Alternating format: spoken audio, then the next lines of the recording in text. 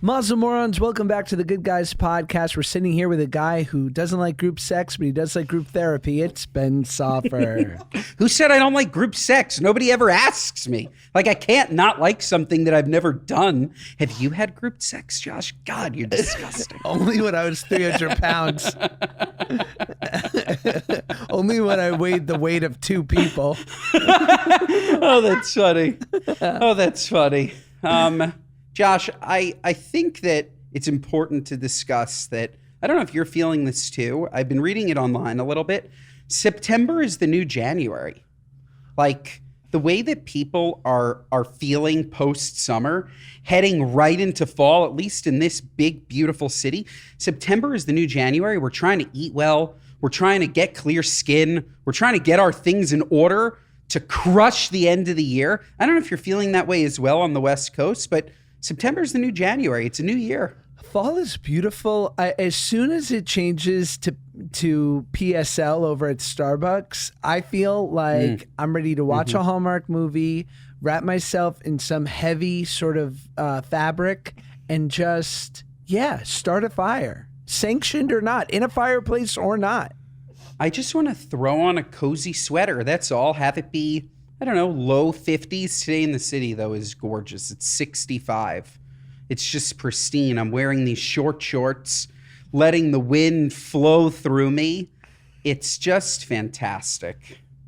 Yeah, but you're going to get hit. But that's the problem, right? Because we're going to get hit with these spouts of like 5 days of 100-degree weather coming up. Yeah. And you're not going to know what to do. And we're going to talk about global warming. And none of us really know what we're talking about. I gained 15 pounds this summer, Josh. 15. You did?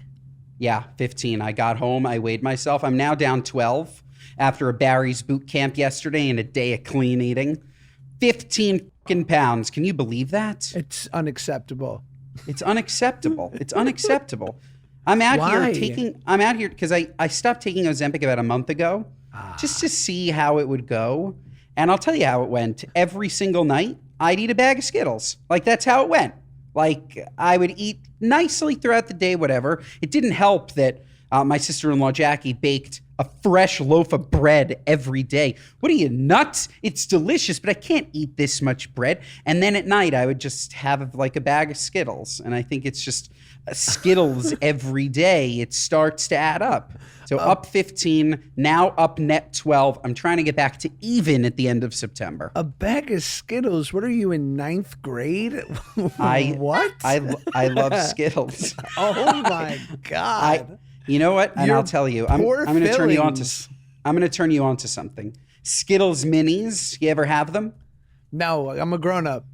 Oh no, Josh! It's crazy. Skittles minis are it. Ooh, they're it. Oh, it's so funny. What's your candy of choice? Oh please, I'm a gummy king.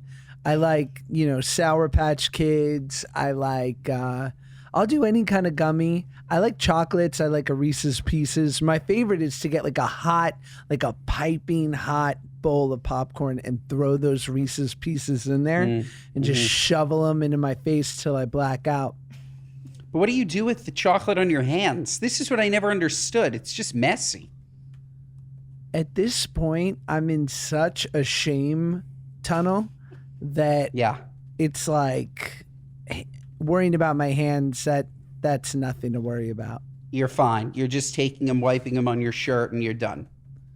Yeah, my mom does that sometimes when she's wearing like one of her caftans or one of her like her muumuus. She'll be like eating something. She'll wipe it on her chest, and I'm like, Mom, are you okay? And she'll be like, listen, it's all going in the wash. And I'm like, all right.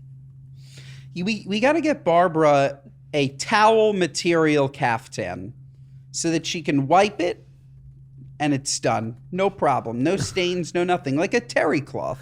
I think that's when you make the case for euthanasia.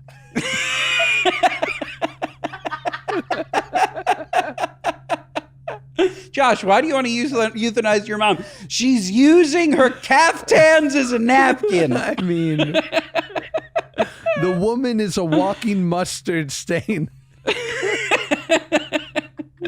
So upsetting. Yeah. So you put on 12 pounds. Yes. That would be, granted, I don't weigh myself because I'm very fucked up when it comes to that. But like, if I put on 15 pounds, I would be in a bad place. I was definitely upset. You know what I'll say though to it, which I was proud of?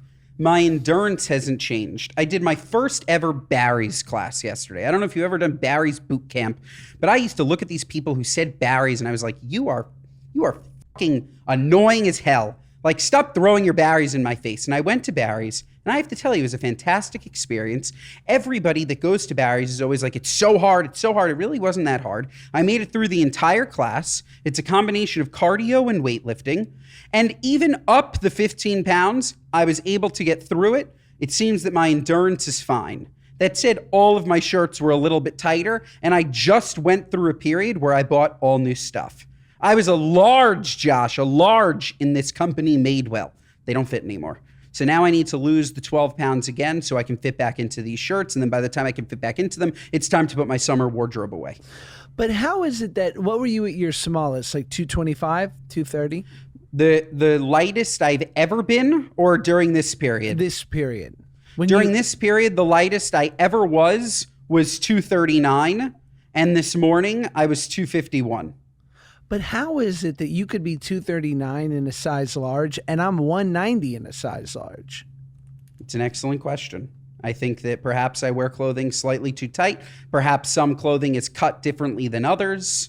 Perhaps your biceps are much bigger than mine. Barely. I don't know. What's your neck size? 15 and a half. God damn it. You're such a little twink. 15 and a half. You're the farmer's son. I don't know what that means. Neither do I. No, I'm probably 15 and 3/4, if I'm being honest with myself. But that's the problem, is that I have like a nice little thin little cutesy little squeak neck, but then I have this robust barrel chest that I'm breaking at the seams. And this is why you're a large. It makes sense. But so you need custom shirts. I need custom everything. I've got bow legs, no confidence. I need. How do we not have a custom clothes sponsor here?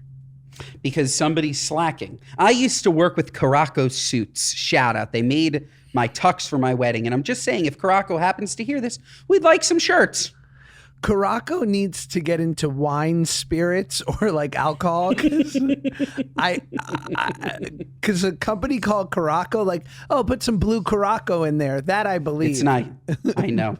But it's nice. It's nice. And that blue Curacao, ooh, baby, that'll mess you up. I love Josh, what drinks. did we do for Labor Day weekend? What did you and the fam do on your glorious Monday off? Max didn't have school, right? But sorry, this is my last question. You've been in the Hamptons for 2 months, and I know you work a lot. You shot a lot of content. You're always doing stuff with Spritz, the pod. But certainly you would admit probably that you had some nice leisure time too, which you guys deserved, having this beautiful sort of time away from the city. How did you not crush a workout every day? I did something every day. I think I just ate a lot more. I was very active. We went on hikes. I had the live method. I did Soto methods. I was active. It's just I was eating so much because we really never left the house. Here's a day in my Hampton schedule. Wake up in the morning, walk Romeo, come back, start calls, work till midday, make myself lunch, come back, maybe do something in the afternoon, maybe shoot some content, maybe work, maybe record podcast episodes. We'd eat. I was cooking nonstop. I would cook us dinner. And when I cook, I cook sometimes I'm cooking healthy, but sometimes I'm just cooking what I want to eat. And throughout the day, I'm going and seeing Jackie's gorgeous sourdough and grabbing just a piece of bread as a snack. And then we'd watch a movie at night together. And if you're watching a movie every night, Josh, you're eating snacks every night. Sure. I was just not in my normal routine. So while I was active, I was eating far too much. And that in combination with the lack of Ozempic, I think just created about a half a pound gained per day in the month of August. I hear you, but not only do I hear you, I hear that. But we're back. We're back. We're in our routine. We're here. It's September. It's the new January. This is what I'm saying. No, I hear Slender that. September. Slen-tember. Ooh, Slen-tember. how is not like Chick-fil-A taking that on for like grilled tenders? Now for our Chick-fil-A Slen-tenders. That's pretty good. Could be good. They should take it for sure. I Or for like a skinny tender. The Skender. The Skender. Today's episode is brought to you by GNC. Look, one strategy for maintaining your weight is, of course, it's exercise. And I've been through a very public weight journey.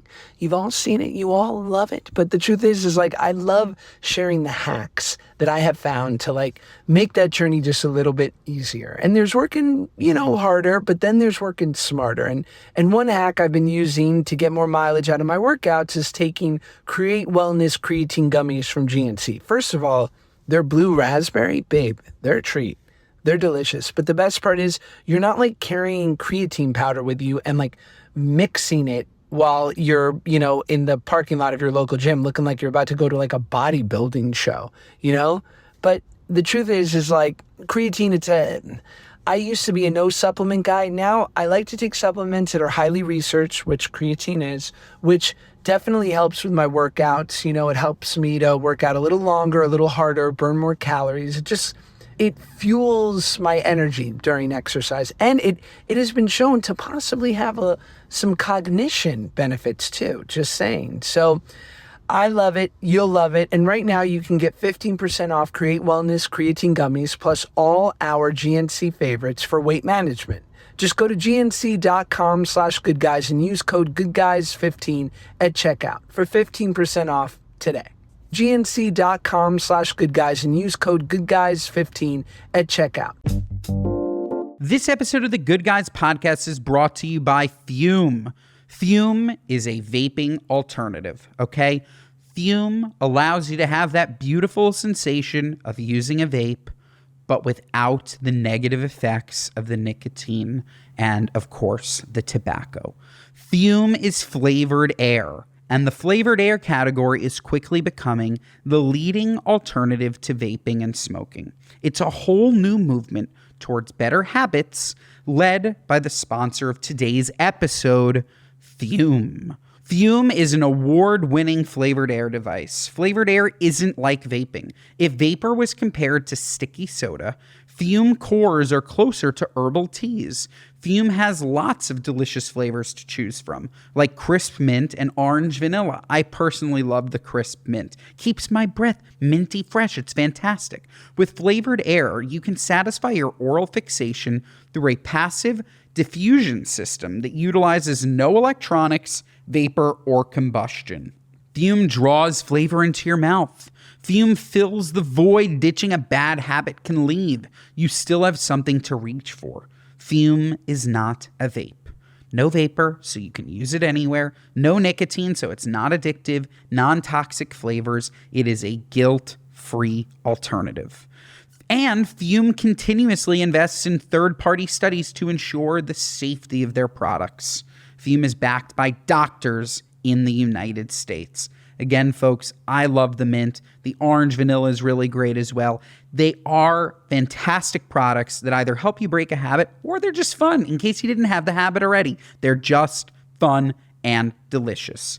Fume has served over 300,000 customers, and you can be their next success story. For a limited time, use my code GOODGUYS to get a free gift with your Journey Pack. Head to tryfume.com, that's tryfum.com, and use code GOODGUYS, or scan the QR code on screen to get a free gift with your order today. tryfume.com/goodguys. I don't think we did anything good for Labor Day. I don't know what we did for the weekend. 3-day weekends in general, when you have kids, you know that you have one child out of school, and federal holidays, you just have to give the nanny the day off. Oh, no, I'm kidding. And so you're kind of like hunkered down because you know that it's going to be 3 long days. So I took Max and Shy the Saturday morning. We did a whole park thing, gorgeous, beautiful. Then we went to the mall. I love the mall, always have, always will. My son loves chicken teriyaki and rice, just simple. No vegetables. Keep your vegetables.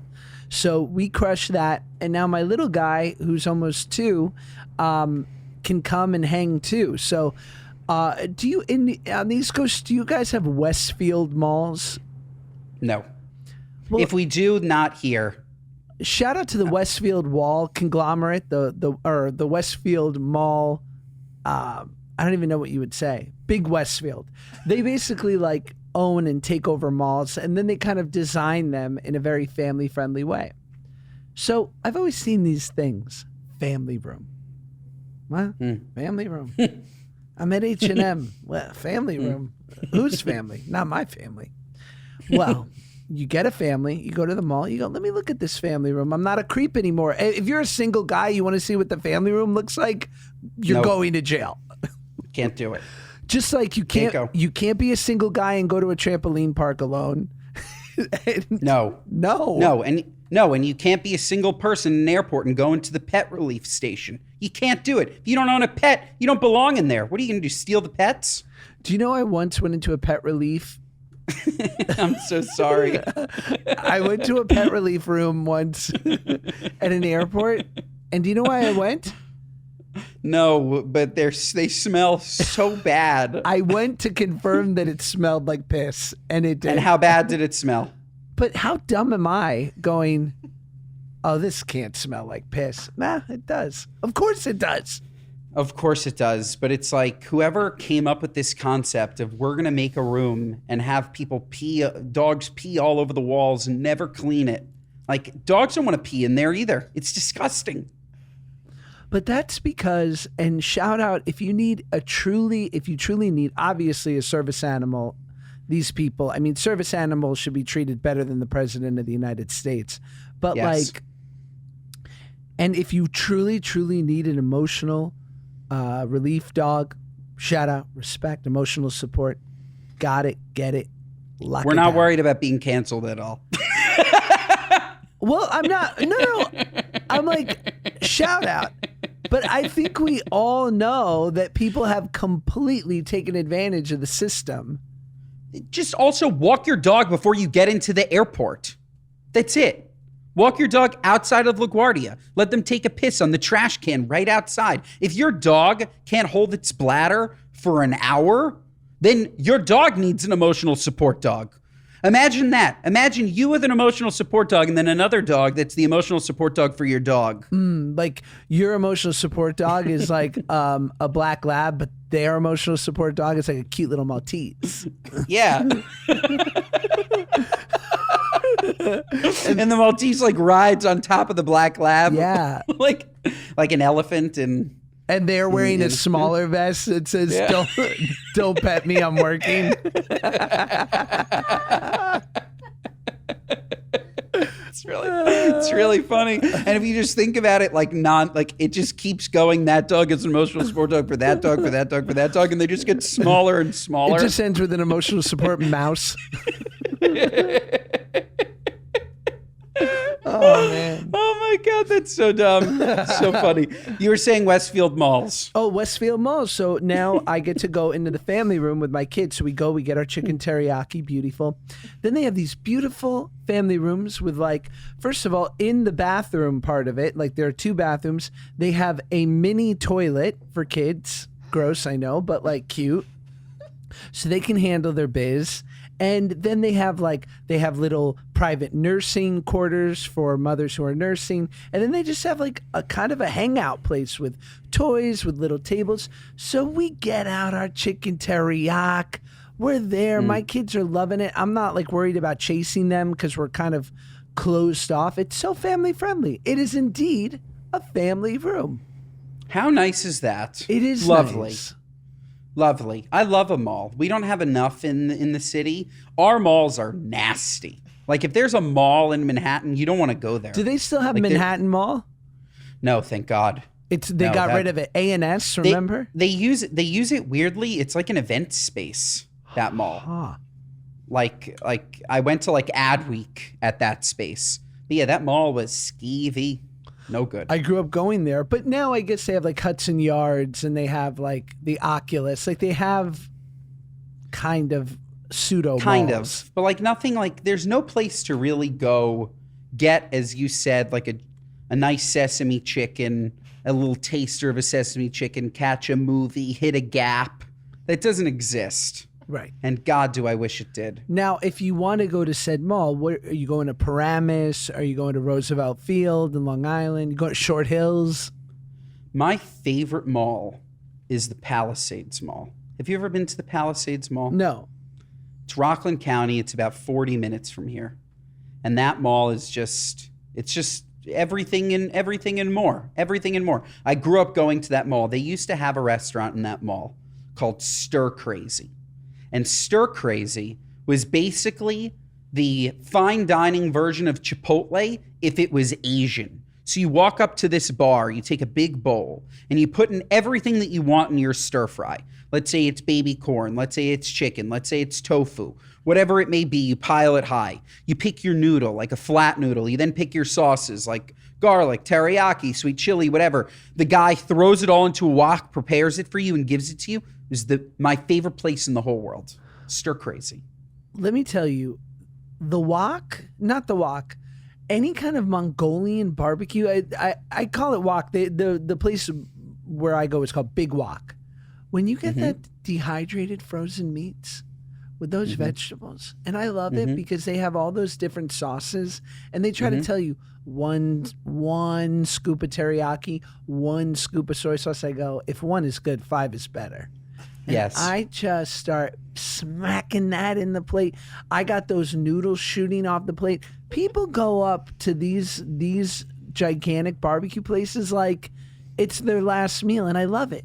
And then, you know what you got to do? You got to let the chefs see you throw a $5 in there, right? You throw a 5 in a little tip jar. Absolutely. Oh, my God. It's going to be grilled up like you've never had. So you understand the vibe. This is the vibe. This is what I love. This is what's missing. This is what's missing, especially in New York. We have all of these like Chipotle knockoffs, right? We have the Kavas. Kava's good. Kava's totally good, but where is the Kava for Asian fusion? Where is it? And I'm not talking a Panda Express. I get it. You can walk up, you can pick up your General Chow's chicken. I'm talking about a selection where you can pick, just like Stir Crazy, everything that you want in your stir fry. Where is it? Well, you just told on yourself, Ben, so be embarrassed, because anyone who's a true Panda head knows Panda doesn't have General Chow's. They're renowned for their orange. Orange chicken.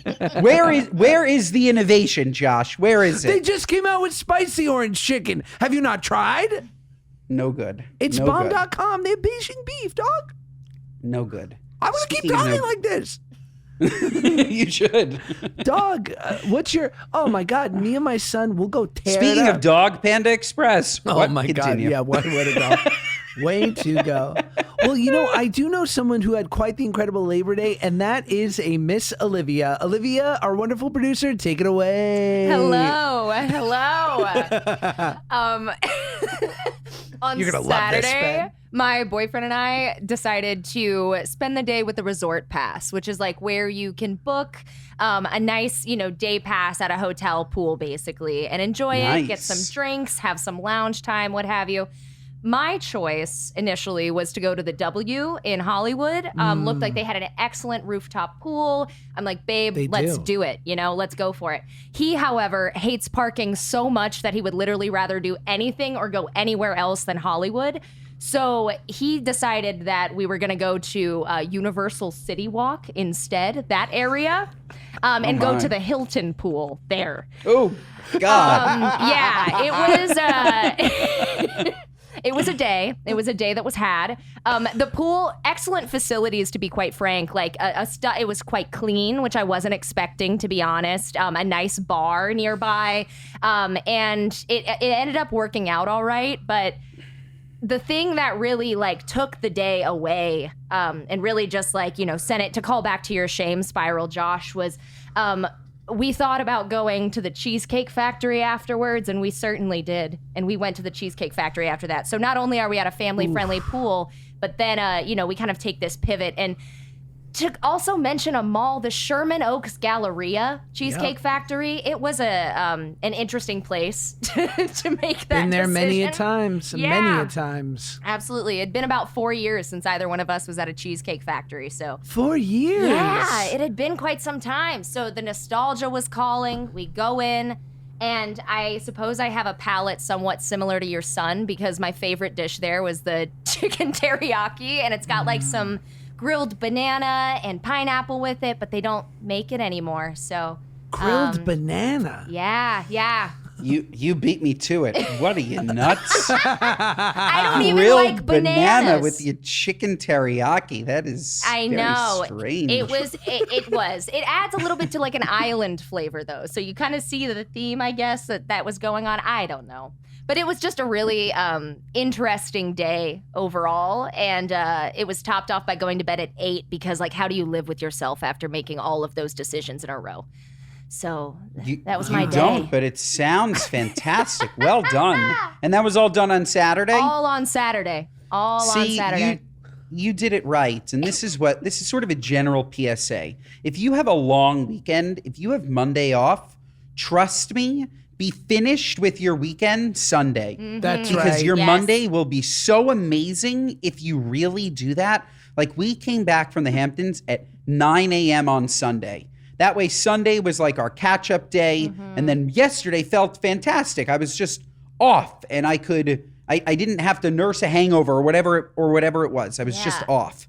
And Sunday night, before I forget, I have to talk about this. Sunday night, we went to the U.S. Open, Josh, and let me say, first of all, amazing brand sent us Wear SPF. Love them. Sunscreen company. They're fantastic. I'm going to send you sunscreen. My friend Justin Thomas started at The Golfer. Amazing sunscreen. Amazing event, whatever. The U.S. Open, every single year I want to go. Every single year I have to leave early because it's too hot. It's just too hot. And so I'm here to say that Arthur Ashe Stadium is a what are you nuts. Arthur Ashe Stadium is so severely overrated as an outdoor venue. It has zero ventilation, and no matter how cool it is, it has no ventilation. The roof is open. Sky. I know you can't. You have to be there to experience it. I'm telling you, it's a sauna. I've been there. Even when the roof is open. I bet. A sauna. That's now. Would you say that, like, here's the thing? I could see Paige and I living in New York and the U.S. Open coming at the end of August, and me going, we don't ever watch tennis, Paige. And she'd be like, no, we should go. It's here once a year. We need to go. It seems like, is it just because it's where to be seen that you guys go?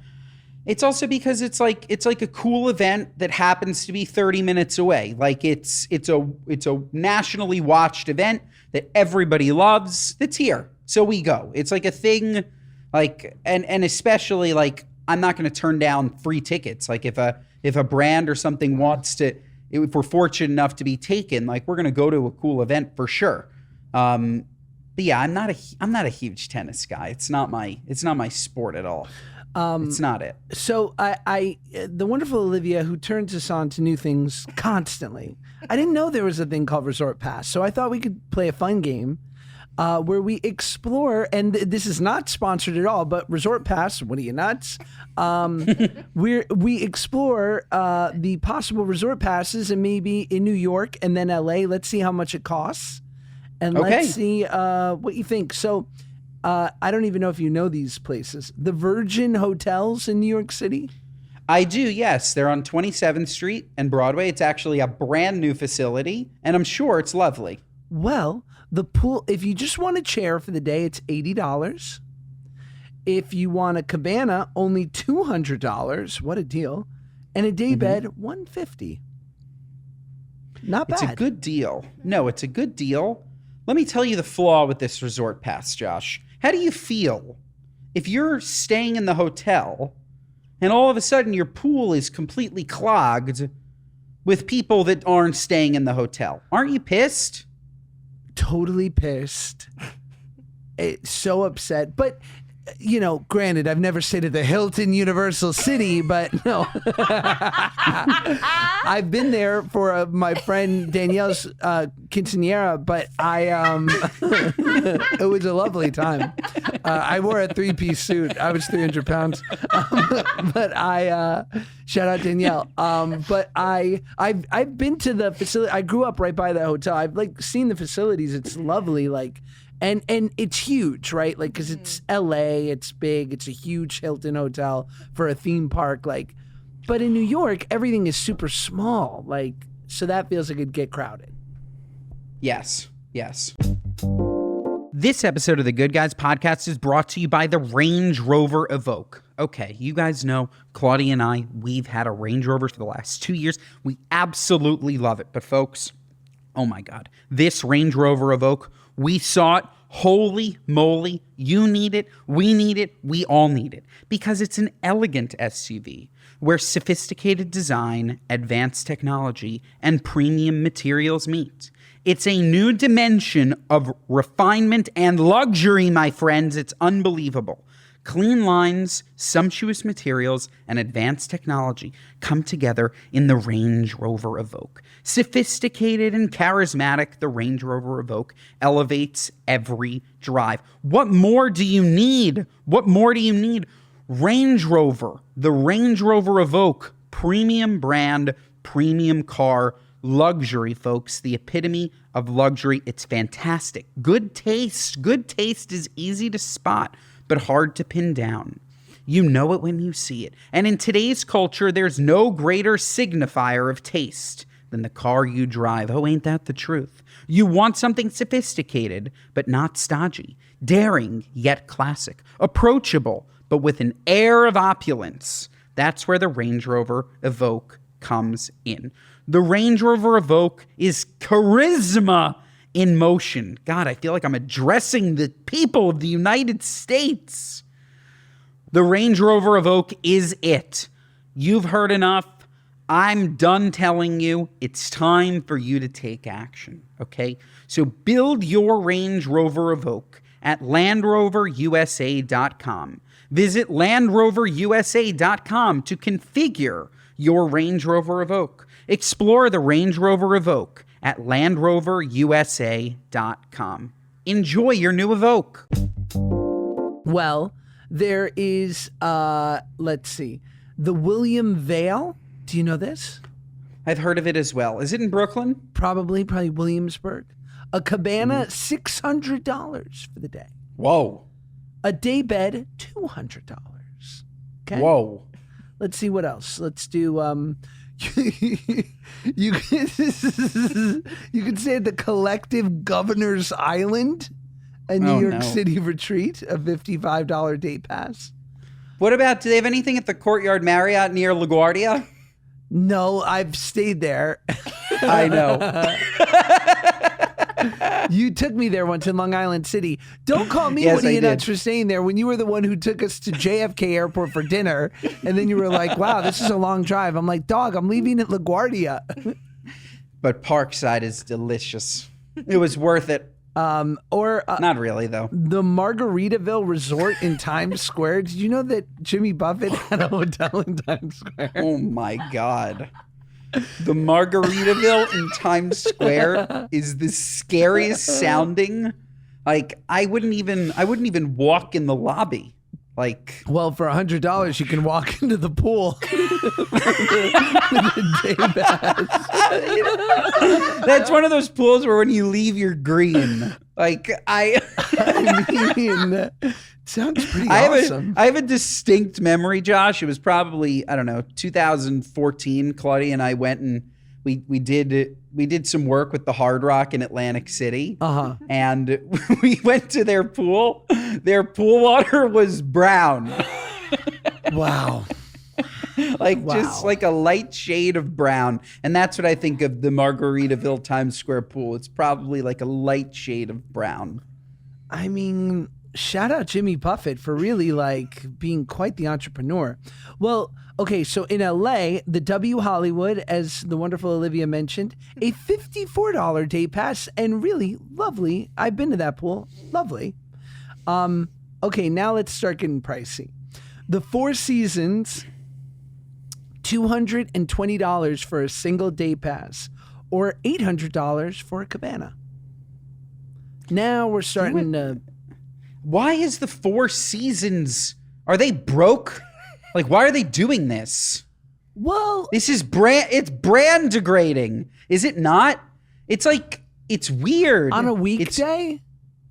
I don't know. Oh, it's only it's only specific times? No, so this is like two. I was just checking. I was checking a week from today, so the 10th.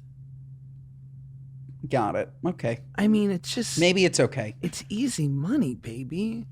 I know. I will but say, like, I think they cap the amount that they sell per day as to like not overwhelm the capacities of the pools. They cap. that would make sense. them. Yeah. They that would cap. make sense. And to then me. for some, they will like not, you have to buy a chair, and other ones you can just buy like a ticket into the space. So like you're not guaranteed a chair. So there's like a couple things I think they're trying to be weary of overcrowding. Well, the Fairmont Hotel in Santa Monica is a $92 day pass, or you can get a $1,000 day room. Wow. That I've stayed at that hotel. It's beautiful, but the rooms are $300. Why wouldn't you get a room for $300 instead of a day room for $1,000? Maybe you haven't been What there. am I missing? Maybe you haven't been there recently, baby. Maybe not. But yeah, I mean, this is fascinating. I mean, It is. I like to know that there's access if I ever needed it. It's good. It's definitely good to know. Mm-hmm. It is. It is noted. Did you see? I've made a mental note. Did you see that the wonderful? Hold on, I was just reading about this. That the Olympic rugby star, who's now going to be or is on the cover of the swimsuit edition for Sports Illustrated. You heard about this? Is this Alana Mower? Mm-hmm.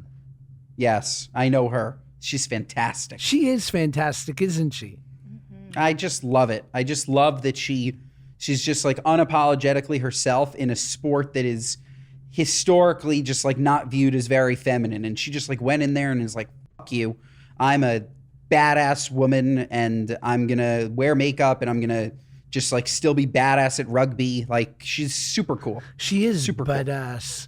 And also, I just love when I see people like this literally taking advantage of having like, first of all, she's incredible at her sport, but clearly she's incredibly savvy and funny when it comes to social media. And parlaying Yes. that into money. I just, my hat is off. I really respect it. She's clearly got a great team. The agents, the managers, whoever's on that team, they're doing her right. She's crushing. Would you? But she's on the cover of Sports Illustrated Swimsuit Edition. Yeah. Good for her. Would you? Good for her. What would you? Would you ever do Playgirl? Yeah. I was going to say, why haven't they asked us to do Sports Illustrated Swimsuit Edition? I would do it. I know. There's no male edition, huh? No. I see a hole in the market. Well, did you know that there's a man? Get ready to get scared, guys. A man allegedly posed as a doctor and performed plastic surgery on women in L.A. A man accused of posing as a doctor and performing cosmetic surgery on a woman in Los Angeles is now facing criminal charges. His name is Christian Latour, and he's been charged with 1 count of assault with a deadly weapon, 1 count of battery, and that's about it. I think that's the story. No. Here we go. Where did she find him? According to prosecutors, he was impersonating a doctor and had no medical license when he carried out the surgery. 10 days later, Latour allegedly treated the woman for infections stemming from the surgery. Then nearly 2 months after that, prosecutors say he treated the woman again for even more complications. Like, she went back 3 times. Like, what? Oh, God. How do you do that? I don't know. It sounds. I'm sorry to victim blame. It's on her. This is. You gotta be smarter than this. It says he The has episode hasn't come out 20,000 yet. followers. I know, but like we just spoke about this. Our beautiful listeners haven't heard our incredible episode that we recently recorded with Dr. Diamond. Monday. It'll be out Plastic Monday. surgeon. Monday. It'll be out this Monday. Plastic Surgeon to the Stars. What a fun episode. What a great guy. But we spoke a lot, Josh, about going to unqualified people for things that you should go to qualified people for. Just do your research. Spend a little more money. It's no good. It's no good. This poor woman, this crook guy, no good. Don't I know it? Don't I know it? Well, the others, should we get into a speak pipe, or do you want one more story? We could up to you. If you got a barn burning story, I'm open to hearing some weirdness. Okay, well, flight attendants have revealed who are the most difficult on flights. It seems to be encouraged. She's putting these passengers on the no-fly list. Picking the most irritating passengers might seem daunting given the number of air barbarians lately. However, one UK flight attendant has taken on the Herculean task and listed the passengers who cause her the most pain in the air. Hint, it's not celebrities. Okay, let's see. Should we guess who it would be? Yes. Go for it. Okay, what type of person, Josh, without reading it, do you think would be the most difficult passenger? I would say people getting drunk on a flight. Like people drinking too much. Okay. I would agree with that. The last time I was on a plane, a guy next to me, and you're sober, you know that this is a no good. The guy next to me asked the waitress for a vodka water. You ever hear something so strange? Can I have a vodka water? I have, but it's an aggressive order. It's an aggressive order for an airplane. Like you're just trying to take the burn out of your vodka, but it was a 1-hour flight from South Carolina to New York. It's nothing. Or Vermont to New York, excuse me. I think that besides the drunk people, the most annoying would probably be I don't know who I'm not going to offend. We'll go with drunk people. Yeah, drunk people. I mean, look, self-righteous people. Like the problem is that we deal with dickheads on the roads every day, right? With people being, but the reality is you can just drive away, but if you're stuck in a plane with that guy who like wants to make a meal out of it and really cause everyone, like someone who has broken the social contract, your worst nightmare in traveling is someone who does not have to get to their destination today. Because that is the ace up the sleeve for anyone who wants to mess your day up. Because they can be like, we can sit here all day. And they go, yes, sir, if you don't get off the plane, we're going to have to clear the whole plane out. And you're like, do it. Bad. Yep.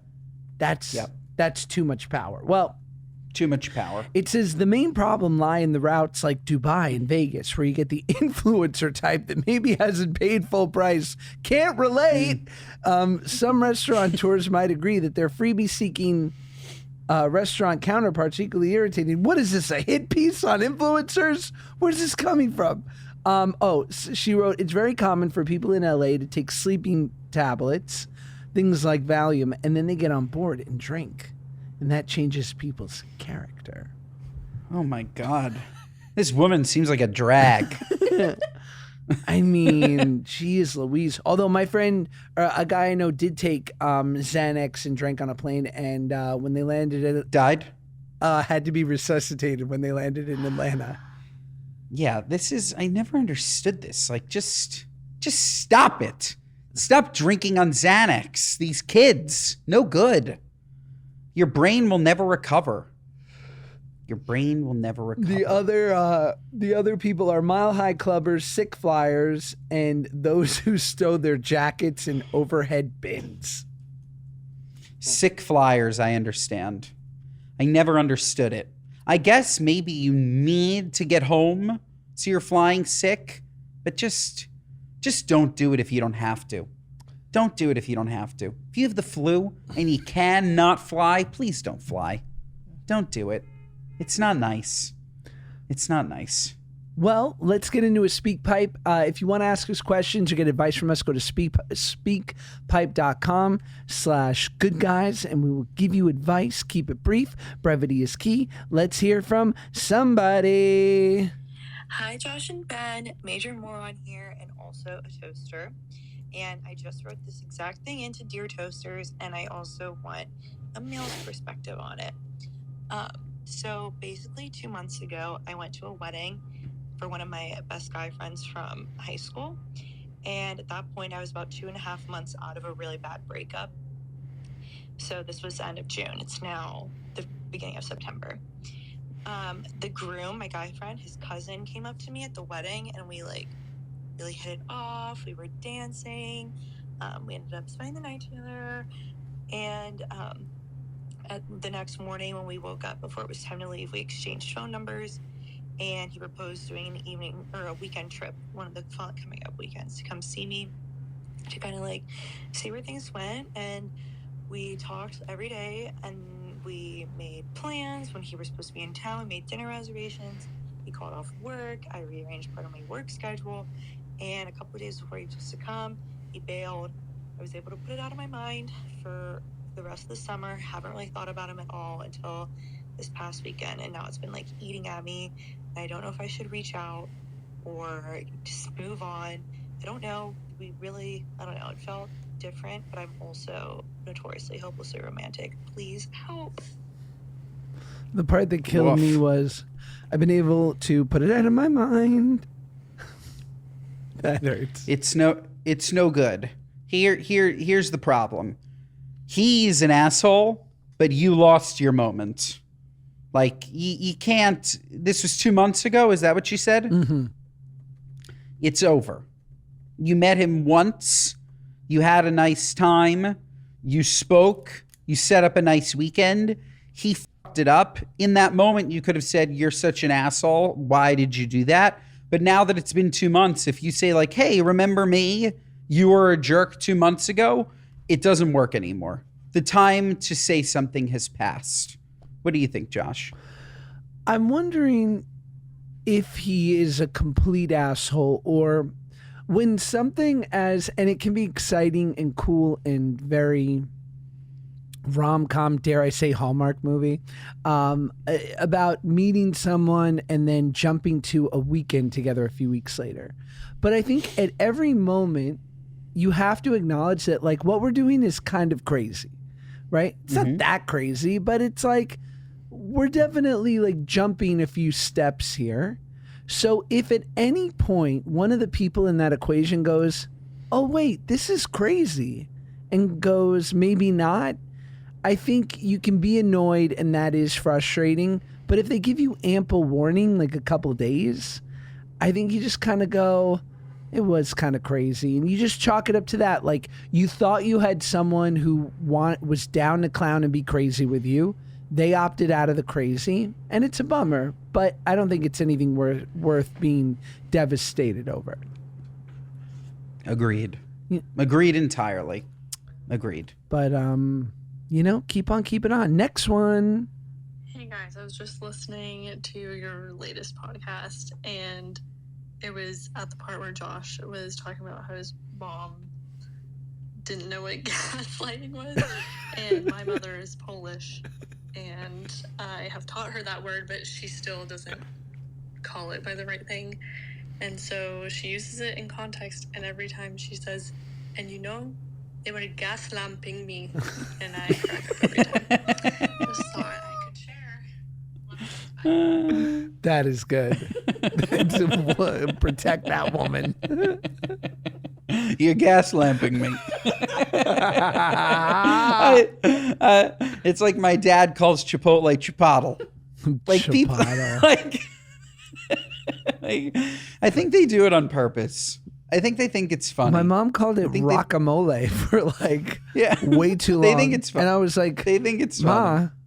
Ma, you're saying it the wrong way, right? She goes, well, we never had avocados in New York, Josh. And I'm like, sure we did. You just didn't have any Puerto Rican friends, Mom. Like, what are you talking about?